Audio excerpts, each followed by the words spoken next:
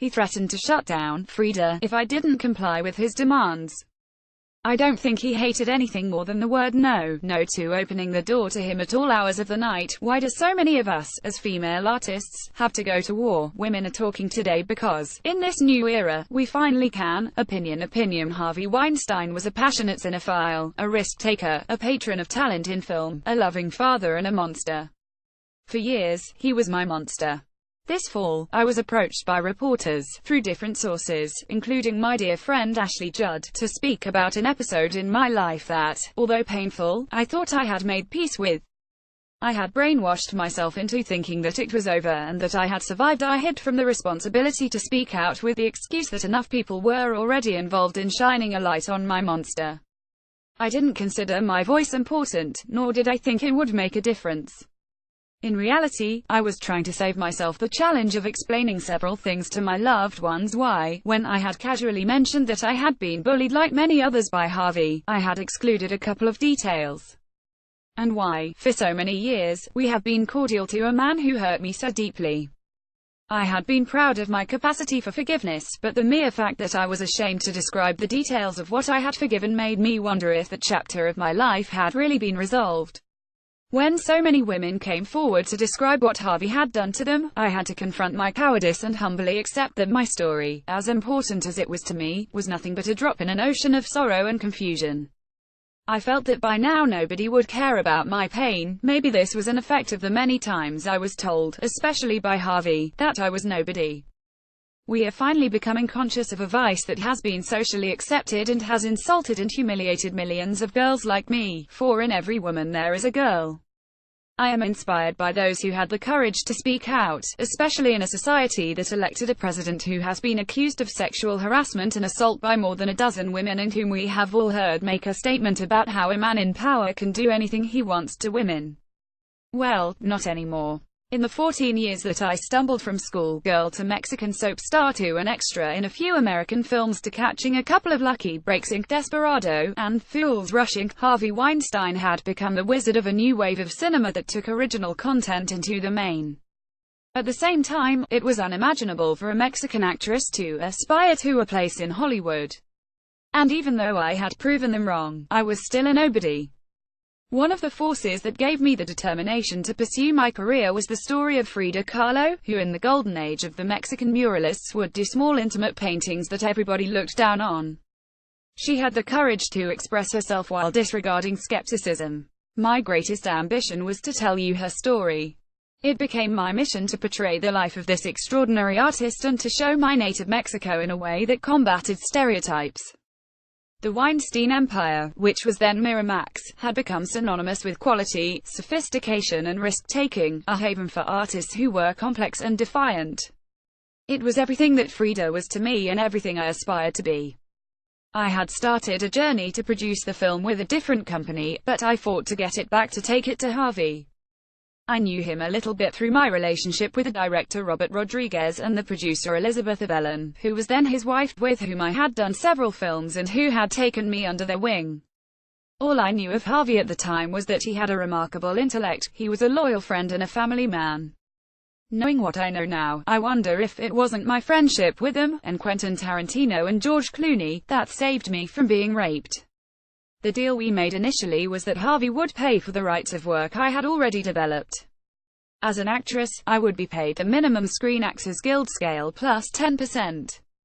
As a producer, I would receive a credit that would not yet be defined, but no payment, which was not that rare for a female producer in the 90s. He also demanded a signed deal for me to do several other films with Miramax, which I thought would cement my status as a leading lady. Every weekday, get thought-provoking commentary from opt columnists, the Times editorial board and contributing writers from around the world. I did not care about the money, I was so excited to work with him and that company. In my naivete, I thought my dream had come true. He had validated the last 14 years of my life. He had taken a chance on me, a nobody. He had said yes. Little did I know it would become my turn to say no. No to opening the door to him at all hours of the night, hotel after hotel, location after location, where he would show up unexpectedly, including one location where I was doing a movie he wasn't even involved with. No to me taking a shower with him. No to letting him watch me take a shower. No to letting him give me a massage. No to letting a naked friend of his give me a massage. No to letting him give me oral sex. No to my getting naked with another woman.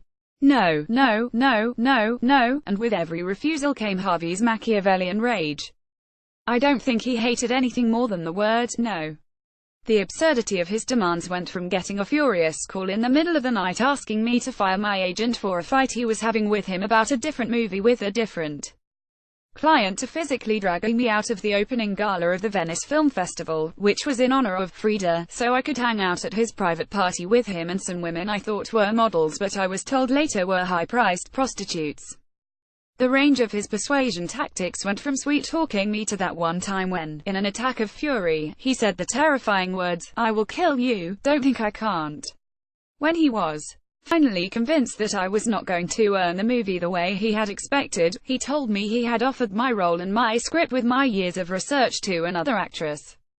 In his eyes, I was not an artist. I wasn't even a person. I was a thing, not a nobody, but a body.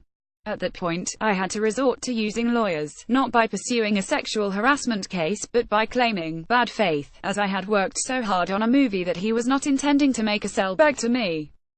I tried to get it out of his company.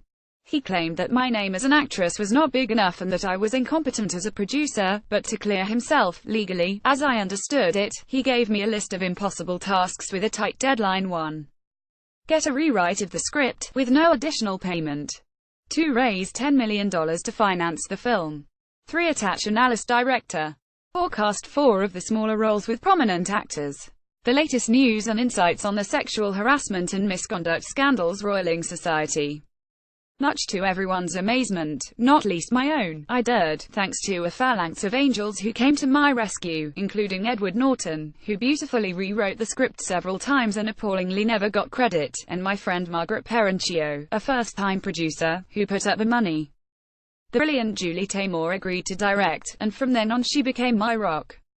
For the other roles, I recruited my friends Antonio Banderas, Edward Norton and my dear Ashley Judd. To this day, I don't know how I convinced Jeffrey Rush, whom I barely knew at the time. Now Harvey Weinstein was not only rejected but also about to do a movie he did not want to do. Ironically, once we started filming, the sexual harassment stopped but the rage escalated. We paid the price for standing up to him nearly every day of shooting. Once, in an interview he said Julie and I were the biggest ballbusters he had ever encountered, which we took as a compliment. Halfway through shooting, Harvey turned up on set and complained about Frida's unibrow. He insisted that I eliminate the limp and berated my performance. Then he asked everyone in the room to step out except for me. He told me that the only thing I had going for me was my sex appeal and that there was none of that in this movie. So he told me he was going to shut down the film because no one would want to see me in that role. It was soul-crushing because, I confess, lost in the fog of a sort of Stockholm syndrome, I wanted him to see me as an artist, not only as a capable actress but also as somebody who could identify a compelling story and had the vision to tell it in an original way. I was hoping he would acknowledge me as a producer, who on top of daring his list of demands shepherded the script and obtained the permits to use the paintings. I had negotiated with the Mexican government, and with whomever I had to get locations that had never been given to anyone in the past, including Frida Kahlo's houses and the murals of Kahlo's husband, Diego Rivera, among others. But all of this seemed to have no value. The only thing he noticed was that I was not sexy in the movie.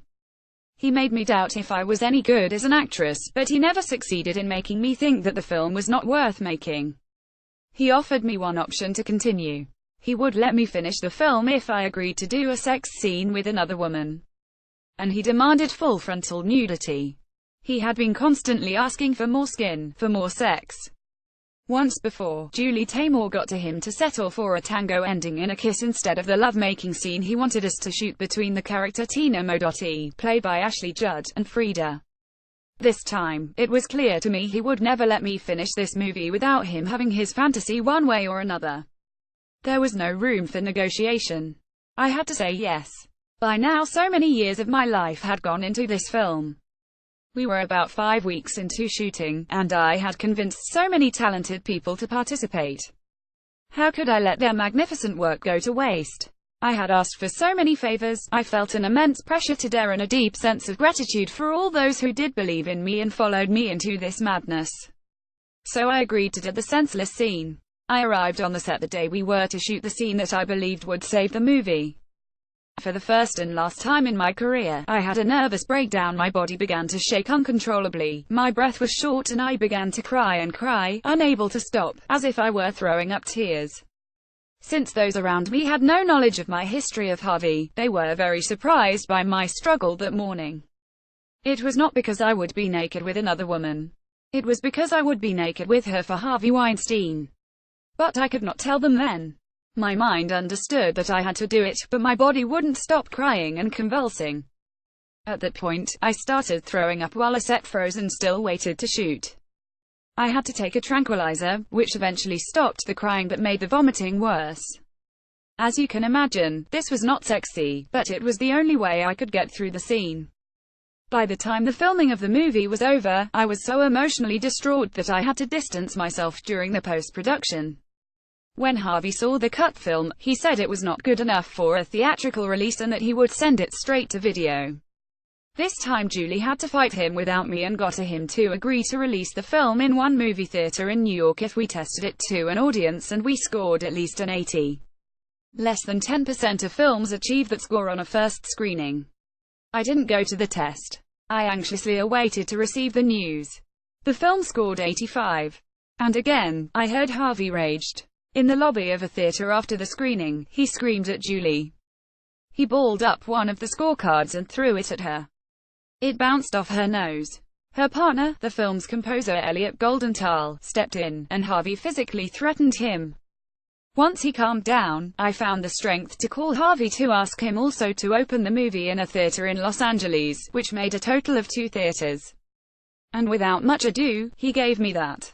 I have to say sometimes he was kind, fun and witty, and that was part of the problem. You just never knew which Harvey you were going to get.